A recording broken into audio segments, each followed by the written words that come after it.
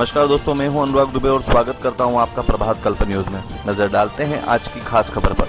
समाचार राजधानी लखनऊ से स्वामी प्रसाद मौर्य के अमर्यादित बयान पर सहयोग एवं कार्यकर्ता सहायता प्रकोष्ठ भाजपा उत्तर प्रदेश के प्रदेश सह संयोजक जितेंद्र ओझा ने शास्त्र एवं विद्वत समाज द्वारा प्रमाणित बातों का हवाला देते हुए कहा कि ढोल, भंवर, शूद्र, पशु, नारी, सकल ताड़ना के अधिकारी गोस्वामी तुलसीदास रचित महान ग्रंथ श्री रामचरितमानस में वर्णित इस एक दोहे को लेकर बहुत प्रश्न उठाए जाते हैं।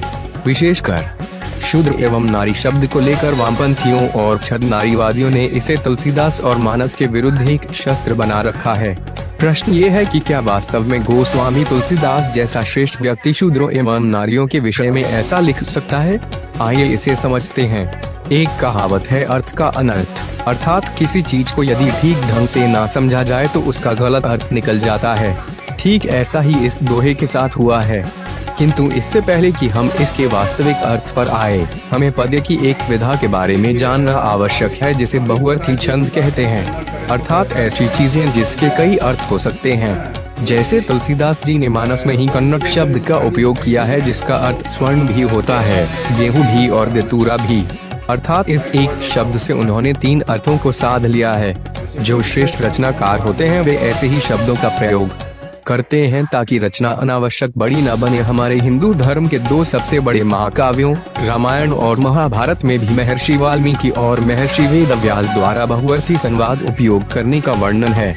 रामायण का तो आधार ही ऐसा श्लोक है जिसके 2 अर्थ थे। महर्षि वाल्मीकि ने क्रौंच पक्षी को देखकर जो श्लोक दुखी होकर कहा, अंततः ब्रह्मा जी ने उसी का दूसरा अर्थ बताया और वहीं से उन्हें रामायण लिखने की प्रेरणा मिली। उसी प्रकार जब गणेश जी ने वेदव्यास को बताया कि वो अपनी लेखनी नहीं रोकेंगे, तब महर्षि वेदव्यास ने उनसे प्रार्थना की कि तब वे तभी लिखें जब वे उस श्लोक को पूरी तरह समझ लें। जब गणेश जी की गति बहुत तेज होती थी तब वेदव्यास ऐसे ही बहुअर्थी श्लोक रच देते थे जिससे गणेश जी को उसका सही अर्थ समझने में समय लग जाता था और उतनी देर में महर्षि अन्य श्लोकों की रचना कर लेते थे। बहुअर्थी शब्दों का सही उपयोग करना हर किसी के बस की बात नहीं होती, किंतु तुलसीदास जी कितने श्रेष्ठ रचनाकार थे इसमें निस्संदेह रूप से किसी को कोई शंका नहीं होगी। उनके इस दोहे में ताड़न शब्द भी बहुअर्थी है, अर्थात इस दोहे में ये शब्द तो एक बार आया है किंतु हर किसी के संदर्भ में इस शब्द का अर्थ अलग अलग है। किंतु हम अज्ञानी लोग ताड़न का अर्थ हर किसी के विषय में मारना ही समझ लेते हैं जिससे अर्थ का अनर्थ हो जाता है। आज के आधुनिक युग में भी लोग कम से कम ये तो जानते ही होंगे कि ताड़न शब्द का अर्थ केवल मारना नहीं होता, इसका एक अर्थ परीक्षा करना और निगरानी करना भी होता है। आइए प्रत्येक के विषय में इस ताड़न शब्द का सही अर्थ समझ लेते हैं। ढोल के विषय में ताड़न शब्द का वास्तविक अर्थ मारना या पीटना ही है। ढोल को जब तक पीटा ना जाए, अर्थात जब तक उस पर थाप ना दी जाए, उसमें से ध्वनि नहीं निकल सकती और उसका कोई उपयोग नहीं होता। यही नहीं, उसकी ताड़ना भी संगीत सम्मत होनी चाहिए ताकि उसमें से ध्वनि लयबद्ध रूप से निकले, अन्यथा उसका स्वर कर्कश हो जाता है। भंवर का अर्थ अज्ञानी होता है और यहाँ ताड़ना का अर्थ है दृष्टि रखना। अज्ञानी को यदि कोई कार्य दिया जाए और उस पर दृष्टि ना रखी जाए तो वो कार्य कभी भी सही ढंग से नहीं हो सकता। इसीलिए जब तक किसी को किसी चीज के विषय में पूर्ण ज्ञान ना हो तब तक उस पर दृष्टि रखनी चाहिए।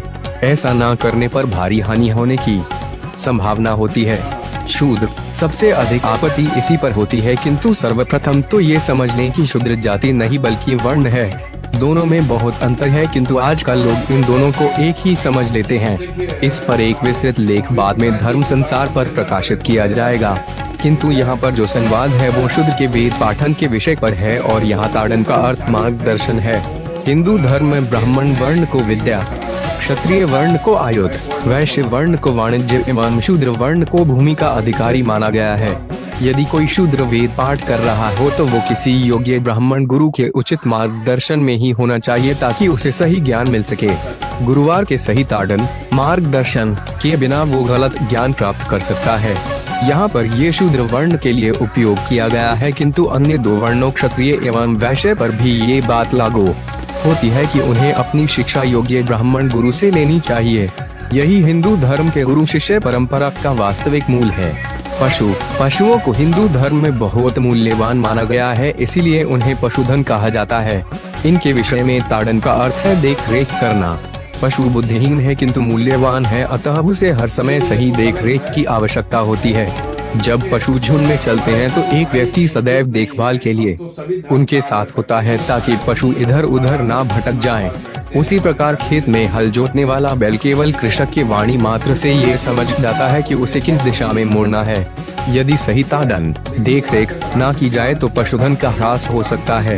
नारी, इस पर भी सर्वाधिक आपत्ति होती है, किंतु यहाँ नारी के विषय में ताड़ना का अर्थ है उनका ध्यान रखना एवं रक्षा करना। नारी को हिंदू धर्म के 14 सर्वोत्तम रत्नों में से एक माना गया है। नारी समुद्र मंथन में निकली लक्ष्मी के समान पवित्र और आदरणीय है और इसीलिए ये आवश्यक है कि उनका सदैव ताड़न अर्थात ध्यान रखा जाए। यहाँ पर ताड़न का एक अर्थ रक्षा करना भी है। स्त्री को कभी अकेला नहीं छोड़ना चाहिए, उनका सदैव ध्यान रखना चाहिए और एक रत्न की भांति उनकी रक्षा के लिए सदैव तत्पर रहना चाहिए। हमारे धर्म ग्रंथ और सनातन इतिहास ऐसी घटनाओं से भरे पड़े हैं जहाँ केवल एक नारी की सुरक्षा एवं सम्मान के लिए सहस्त्रों पुरुषों ने अपने जीवन का बलिदान कर दिया। नारी कितनी आदरणीय और मूल्यवान है, अब आप स्वयं विचार कीजिए। तो यही वास्तव में इस दोहे का अर्थ है, जिसे जानबूझकर बिना समझे रामायण और श्री राम के चरित्र हनन हेतु एवं महान सनातन हिंदू धर्म में फूट पड़वाने हेतु उपयोग में लाया जाता है। इसका एक कारण ये भी है कि हम लोग इस दोहे के वास्तविक अर्थ से अनभिज्ञ हैं और ऐसे लोग बहुत कम हैं जो इसका वास्तविक अर्थ समझा सकें। अन्यथा क्या कोई ये सोच भी सकता है कि तुलसीदास, जो प्रभु श्री राम की भक्ति में ऐसे लीन थे कि रामचरितमानस लिखते समय सदैव उनकी आंखों से अश्रुधारा बहती रहती थी, ऐसी आपत्तिजनक बातें लिखेंगे? ऐसा सोचना ही मूर्खता है। आशा है कि आपको इस सुंदर दोहे का वास्तविक अर्थ समझ में आ गया होगा। यदि आ गया हो तो इसे अन्य लोगों तक भी पहुंचाने का प्रयास करें। ढोल, गंवार, शूद्र, पशु, नारी सकल ताड़ना के अधिकारी अर्थात ढोल ताड़न लयबद्धता देना, गंवार अज्ञानी ताड़न दृष्टि रखना, शूद्र वर्ण वेद पाठ में ताड़न मार्गदर्शन, पशु ताड़न देखरेख एवं नारी ताड़न ध्यान एवं रक्षा के सकल। आज का समाचार यहीं समाप्त होता है, फिर मिलेंगे नई खबर के साथ। तब तक के लिए मैं अनुराग दुबे आपसे इजाजत देता हूँ। नमस्कार।